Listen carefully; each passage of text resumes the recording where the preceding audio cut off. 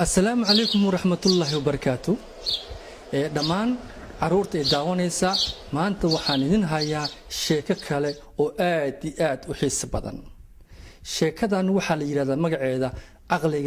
aqliga ha shaqeeyo. waad garanaysaan caruuray waxa jira aqli iyo xoog. marka xoogga marmar badan ayuusan faa'iido badan lahayn. aqliga waa muhiim inuu aqliga shaqeeyo. sheekadii waxay ku bilaabanaysaa sida tan. waayahay diyaar ma tihiin sheekada inaad dhagaysataan oo aad daawataan diyaar miyaad u tihiin haddii aad diyaar tihiin waxaad oranaysaan diyaar baynu nahay waad weydiinayaa diyaar ma tihiin baad leeyahay diyaar baynu nahay baad oranaysaan okay diyaar ma tihiin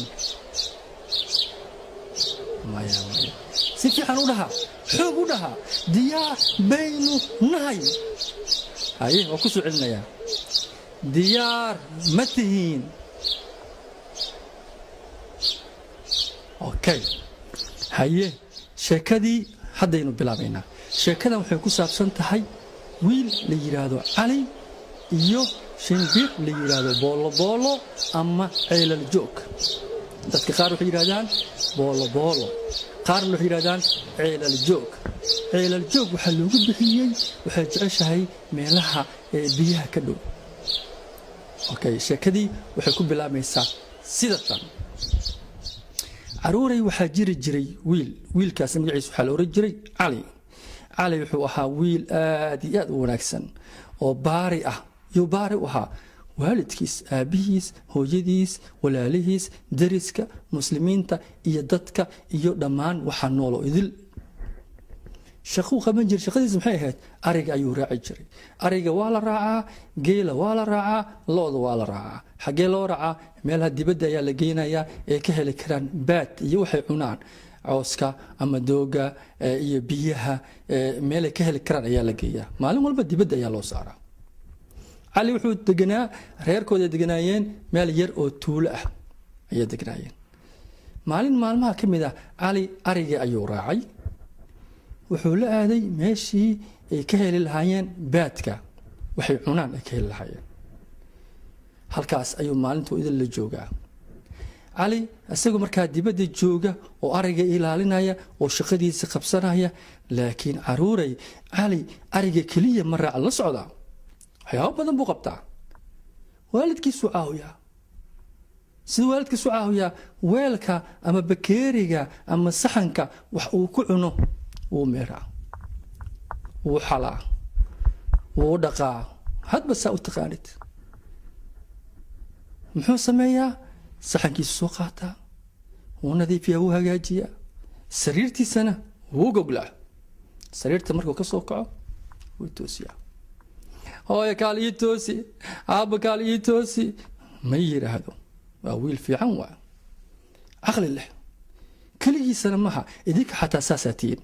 waxbaad samaysaan hooyaad caawisaan aabbaad caawisaan sariirtaad gogashaan sax soo maha haddii aydan sidaas ahayn dhib ma laha hadda bilaaba waxay maanta ka dambeeya waxaad samaynaysaan sariirtiina dhag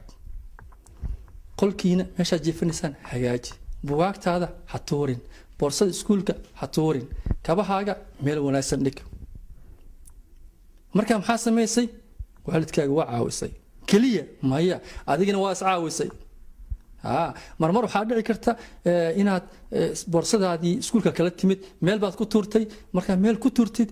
habeenkii waa iska seexatay suuxii baad soo kacday hooyo boorsadeedii meeday hooyo bugaagteedii meeday yaa mas-uulka ah waxaasoo idil hooyo misaabo maya adiga mas-uulka ah hayloobin alaabtaada meel wanaagsan dhigo mar walbaba alaabta markaad raashin ku cuntida iska hagaaji qashinka ha ku tuurin wadooyinka iskuulka guriga ha ku tuurin wax walba wasaq ah meel loogu talagalay ayaa jirta halkaas dhig insha allahu tacaala balan ma tahay ما شاء الله علي مركب وحو كلو قبطع انت اسكليمو قبطع علي انو اريغا راعو وقرينا وكعاوية كلية مايا قرآن كأيو برتا dugsiga ayuu tagaa malxamada muxuu sameeyaa quraanka uu akhriyaa wuu xifdiyaa wuuna ku camal falaa taa ayaa u sahlaysa inuu baari noqdo wax walba ku wanaagsan yahay quraanka markaad akhrisid iska akhri iska seexa ma fahan ya ilaahay baa kula hadlaya quraanka markaad akhrinaysid waa kalaamki ilaahay waa hadalki ilaahay dhageyso fahan hooyo weydii aaba weydii baari noqo marka baari noqotidna waa ogtahay waalidkaaga ku jeclaanayaan aabuu ku jeclaanaya hooyo way ku jeclaanaysaa saasoo ma dadka tahay ku jeclaanaya deriska ku jeclaanayaan waxay oranayaan wiilkan amar gabadhan baarisana ma maqashay qof la leeyahay qofkaas waa baari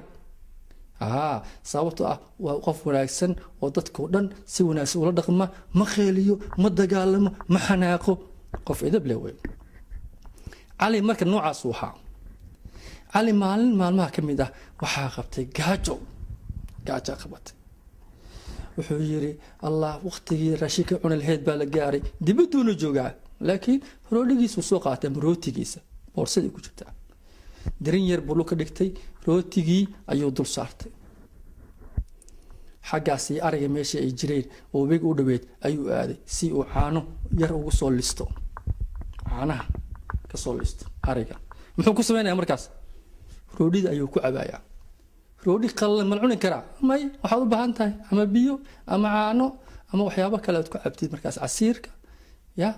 oo ku cabtid sharaabka oo aad ku cabtid baad u baahan tahay Soomaa marka muxuu haystaa isaga caanahana wax ka wanaagsan ma laha waa vitamin jirka ayuu wanaagsan yahay lafaha ayuu wanaagsan yahay wuu baxay roodidii meesha dhigtay wuxuu aaday inuu caanihii soo listo sheeka halka ka dhacday marka si fiican u dhageysta cali intuu maqnaa uu ku maqnaa maxaa la yiraahdaa caanihii maxaa dhacay waxaa yimid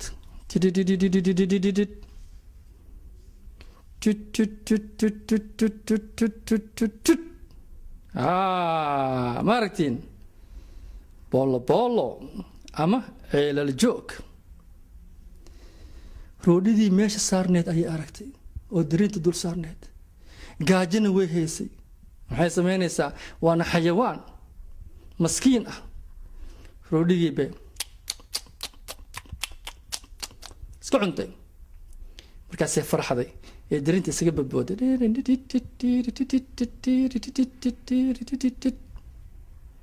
cali baa soo laabtay suu caanihiis wata wuxuu yidhi roodhigaaga ama rootigaaga cun caanahaaga nagu cab xaggaasuu ka arkay boolo ama ceelal joog ayaa darinta ku dulbaboodayso faraxsan oo mid yar ah roodhigiina way cuntay cali baa soo cararay halkaas qoorta ayuu ka qabtay dab rootigaygii ayaan cuntay waan xanaaqsanahay maanta roodhigaygii yar ayaa cuntay waa ku dilayaa laakiin keliya waxaan ka fikirayaa sidii aan ku dili lahaa ayaan ka fikirayaa laakiin aan ku dilayo layskuma haysto waa ku dilaya xooggiisa ayuu la soo baxay maskiintan xoog ma leedahay maya waa shimbir yar xoog ma laha markaasay tiri allah maanta ku dhamaatay saasay u jaraysay way baqday maxaan sameeyaa waxay tiri caqliga isticmaalaya caqliga ha shaqeeyo shimbirtii boolo ama ceelal joog caqli ayay keentay waxay tiri waayahay haddaad doonta idil laakiin oo ku baryayaa aniga dabaasha ma garanayo ma dabaalan aqaano marka waxaan kaa codsanayaa biyahaas webiga ah ha igu tuurin dabaal ma garanayo aniga oo ku baryaya cali baa yiri waa fahmay haddaaba helaba sidaan kuu dili lahaa waa fahmay okay waxaan sameynayaa biyaha baan kugu tuurayaaba la soo carar shimbirtii u qaatay la cararay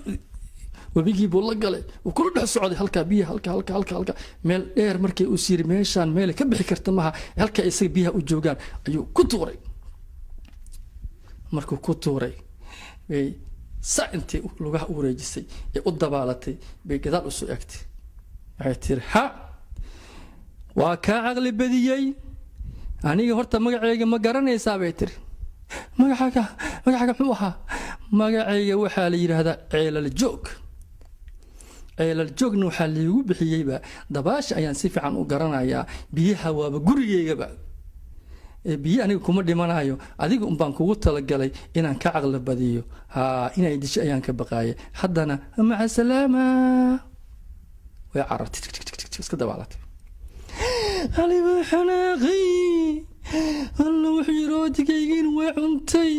wayna ii caqli badisay laakiin wuxuu yidhi khaladka aniga waay aniga sababtoo ah wuxuu yidhi markii ay roodiga cunaysay maskiin bay ahayd way gaajeysneed aniga oo kale ayay ahayd markay cuntay inaan iska dhaafay ahayd inaan dilo waa ku dila inaan yidhaahdo maba ahaynba qalad baan sameeyey maanta qalad baan sameeyey waa inaan qaladkaas ka toobad keenaa ilaahay cafi inaan yidhaahdaa ilaahay baan baryayaa aabbahay hooyadana u sheegaya maanta qaladka aan sameeyey caanahaygaan iska cabayaa bis khalaas waa iska aamusaya cali iska aamusay guriga ayuu yimid aabihiis hooyadiis wax walbaba ugu sheekeeya wax walba dhaco wuu ka sheekeeyaa cali waxba ma qariyo hadduu qalad sameeyo hadduu sax sameeyo wuu ka sheekeeyaa idinka marka ma ka sheekeysaan marka iskuulka timaadaan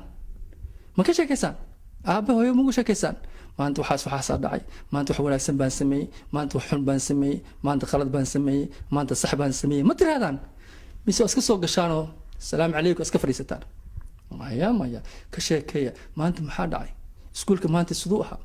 macalinka ama macalimadda sidee ahayd maanta iskuulka ma wanaagsana ma dhib baad samaysay ma gardarootay ma laguu gardarooday ka sheekee waxaad tidhahdaa hooyo ama aabo 5 daqiiqo ma heli karaa 5 daqiiqo waan kula hadlo haye ku oranayaan 10 qaado 20 qaado 30 daqiiqo qaado ku oranayaan maya 5 baan rabaa TV-ga naga damiya telefoonada naga damiya na soo fariisiya xagee la fariisanaya guriga dariina soo taalaha darinta fariista markaasna ugu sheekay wixii ka dhacay meesha aabaha hooyada way fahmayaan way dhageysanayaan markaasna talooyin ayay ku siinayaan oo wanaagsan wali ma garateen marka aruuray sheekadeenu waxay ku saabsaneed caqliga ha shaqeeyo wax walbaba xoog iyo cunfi maha waxaa dhici karta marka qaarkood walaalka ka yar ama walaasha ka yar in ama ka weynba in nacnac yaro meel aad dhigtay uu ka cuno ama ka cunto maxaad samaysaa marka maxaan aqdaa ma tirada sidii cali oo kale mis waxaad tirada ma cunti ana iska laha laakiin ay weydiisid ayaa wanaagsanaan lahayd maxay weydiin weysadii laakiin iska cun sababtoo ah wax walba oo la cuno oo caloosha galo qofka maxaa ku dhacay markaas suuligu geynaya musqusha saxaroonaya marka wax lagu dagaalamo cunto maaha haddii laga cuno okay dhibaato ma laha markaas haddaad tirahdo walaalka ama walaasha dhib ma laha maadaa cuntay dhib ma laha walaalo anaa iska laha laakiin dhibaato ma laha wuu fahmaya ama way fahmaysaa wallaahi sax waay inaan ka cuno mahayn waxaa laga yaabaa inay hadiyad ku keento ama wax kale ku keento ku tirahdo ama uu ku yidhaahdo hoo aboowe ama abaayo ما فهمتين تسامح إن الإسعافية إن الجعلادو إن ولالك جعلاتيد إن ولاشا جعلاتيد ومهم وحول بن لسكم قبصدو سي أنا أسكيل مركب حي استعمال لسان مركب حوق ساس كل دين حوق استعمال لسان وسيد علي واستعمال شمرتو كو استعمال حوق ملو بهاي هي حلو بهاي عقلي سيدي باشا شبرتان يسميسي إلى الجوف قالوا بهاي فكر مسكو خبصتين أديك مالها أوكي وكود داي هذا أديك اللي يضحي هذا قفكاس كل وليه وده دبعت ماله قفكاس مركز حورنا يا الله ولا قفك مهباري ما دام كود داي وزعلان يا مركز والد كان بارح على نقطه شيكدان انتينو شيكه كله كغاري دون ان شاء الله تعالى وحان اذن ليهي السلام عليكم ورحمه الله وبركاته